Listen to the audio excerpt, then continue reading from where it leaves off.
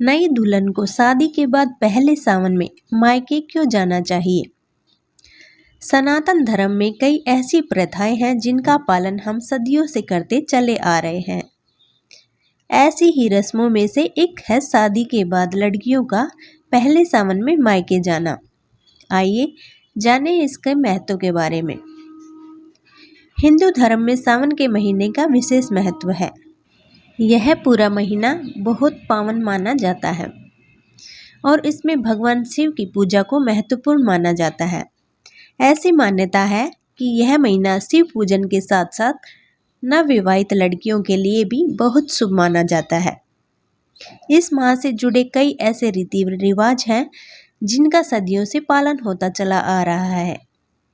सावन में जहां कुंवारी लड़कियां हाथों को मेहंदी से सजाती हैं, वही विवाहित स्त्रियां 16 श्रृंगार करके गौरी और शिव का पूजन करती हैं।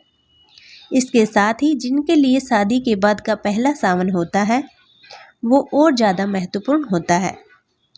ऐसी मान्यता है कि इस दौरान नवविवाहित लड़कियों को अपने मायके जरूर जाना चाहिए, जिससे उनके और समस्त परिवार के बीच खुशहाली बनी रहती है। मायके और ससुराल में सामंजस्य बना रहता है। शादी के बाद पहले सावन में नवविवाहित लड़कियों का अपने मायके आना बहुत शुभ माना गया है। ये बहुत ही अद्भुत परंपरा है।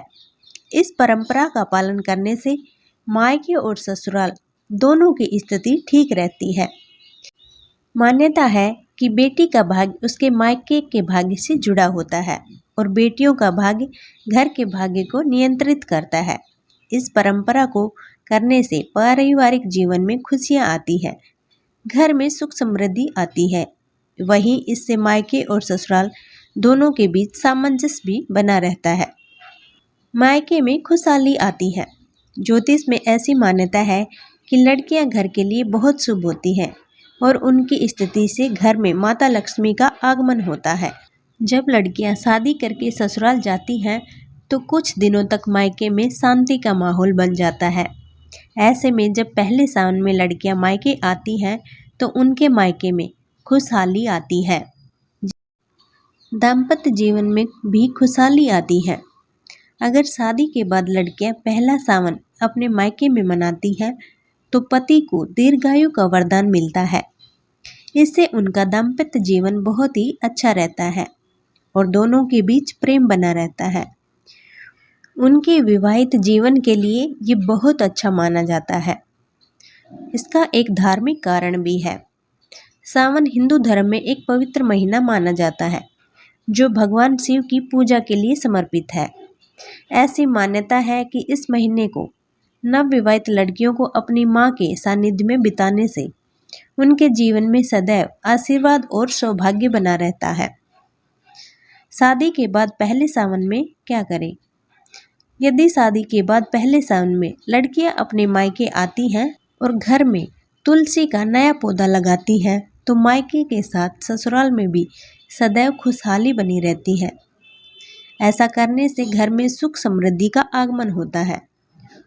और पहले सावन में नई दुल्हन के मायके जाने के फायदे। सावन में लड़कियां मायके आकर अपने परिवार और दोस्तों के साथ समय बिता सकती हैं। ये उन दुल्हनों के लिए विशेष रूप से महत्वपूर्ण है जो शादी के बाद मायके से काफ़ी दूर रहती हैं।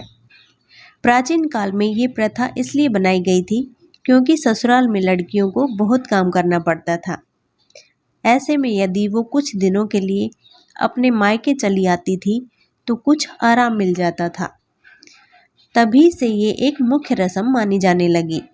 हालांकि पहले सावन में मायके जाना है या नहीं, ये एक व्यक्तिगत फैसला है, लेकिन ज्योतिष की माने तो शादी के बाद लड़कियों को पहला सावन मायके में ही मनाना चाहिए। तो दोस्तों, अगर आपको ये वीडियो अच्छी लगी हो तो वीडियो को लाइक, शेयर और चैनल को सब्सक्राइब जरूर करें। धन्यवाद।